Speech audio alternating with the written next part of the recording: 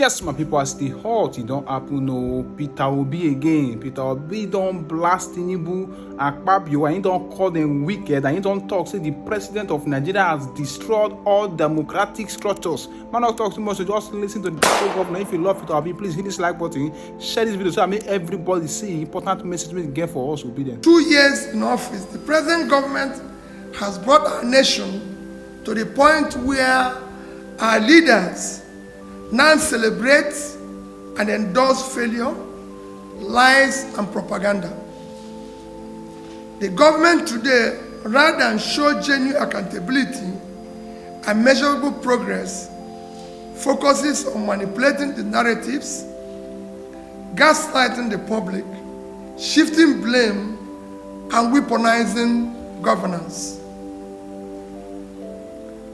Meanwhile, Nigerians live in a worsening and worrisome insecurity, widespread corruption, hunger, and general despondency.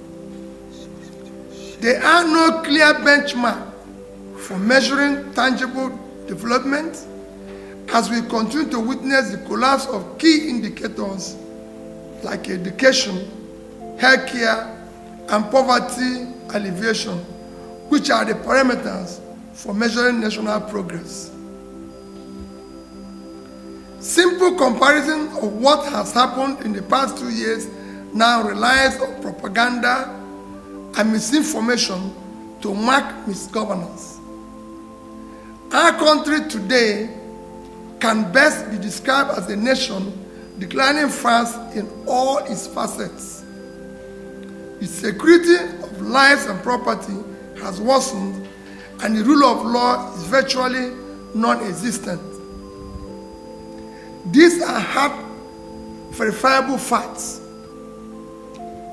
On May 29, 2023, when this government was sworn in to office, Nigeria gross domestic product, GDP, was $364 billion. As of today, it has declined to $188 billion, a decline of almost 50%. Nigerian per capita income was $1,640 as at May 2023. Today, it has dropped to about $835, a devastating decline of about 50%. Nigerians living in poverty have increased from 38.9% to 54%. Within this period, 129 million Nigerians now live below poverty line. The World Bank recent report stated that 75% of Nigerians in rural areas now live below poverty, and the situation is even more in urban areas. Our education sector has deteriorated significantly. Today we have 18.3 million children out of school, the highest in the world. The quality of education has deteriorated. Our children are now being taught science without science lab and computer without computers. They are now taking exams in darkness with candles. There's not even glitches in the exams. Health services have worsened drastically. The National Primary Health Care Development Agency declared that less than 20% of over 30,000 primary health care centers across the nation are functional.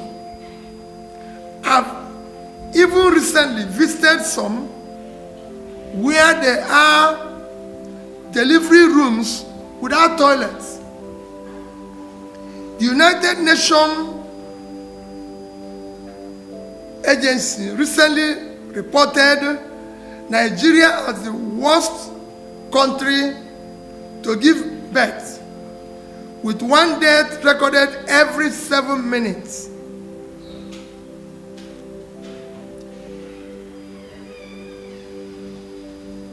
Nigerian businesses continue to collapse at an alarming rate. Within these 2 years, approximately 7 million micro, small, and medium enterprises shut down and folded up across the country.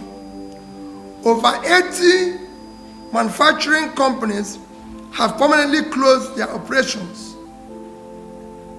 Funding costs of raw materials and energy costs have surged to an incredible level, making these manufacturing companies to close down. Over 15 major multinational companies, including GlaxoSmithKline, Beecham, Diageo, Procter & Gamble, to name a few, have exited due to harsh operating environments. A hunger crisis arising from food insecurity has deepened in these 2 years. Based on the Global Hunger Index report, Nigeria's hunger situation has taken a hit, as we are now one of the hungriest countries of the world. Millions can no longer afford food due to high cost of food and non-existent disposable income.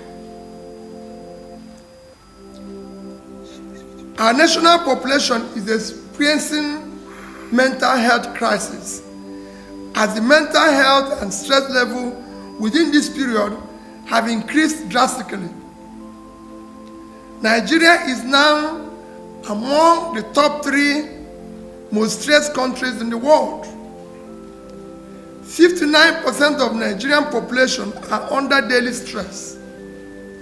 Mental health experts and advocates have warned that the present situation in Nigeria is having extremely adverse effect on the population, as it contributes to anger, anxiety, and depression levels in the country. The World Health Organization estimates that over 20 million Nigerians are now affected by mental illness. Despite trillions of naira purportedly saved from removal of subsidy, a policy initially justified as a means to combat and curb borrowing, the present government has within 2 years borrowed more money than the administration of President Umaru Yar'Adua, President Goodluck Jonathan, and President Muhammadu Buhari combined. Today, Nigerian public debt is estimated close to 188 trillion. Nigerians were informed that the debt and the borrowings was to fund critical areas of development, which are education, health, and pulling people out of poverty.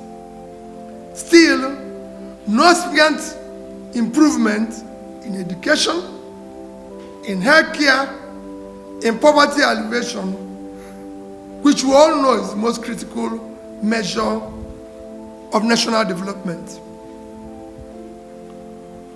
Corruption is at its worst in this administration. Nigeria have now become a crime scene. Now our national budget is routinely inflated and padded without consequences. One of the most glaring manifestations of this is an expensive padding of the 2025 national budget. Budget IT revealed that about 7 trillion was questionably inserted by the National Assembly. These figures suggest a pattern of inflated cost and misappropriation of funds. Power generation rate, which this administration claimed to have increased, is yet another propaganda. The only increase in power are the excessive high tariff being paid by Nigerians. The clear indication of this is instant failure of our national grid and darkness. In 2022, Nigerian electricity tariff for consumers averaged as 64 naira per kilowatt hour. By 2025, there has been a substantial markup in electricity tariff, with Nigerians now paying approximately 225 naira per kilowatt hour to be in darkness. What we have now is more tariff for more darkness. Nigerians should not forget the firm promise of Mr. President while campaigning 22nd of December 2022, and I quote, "If I don't give you constant power in the next 4 years, don't vote for me for second tenure." It has now been 2 years of constant darkness. This is already a midterm for the administration,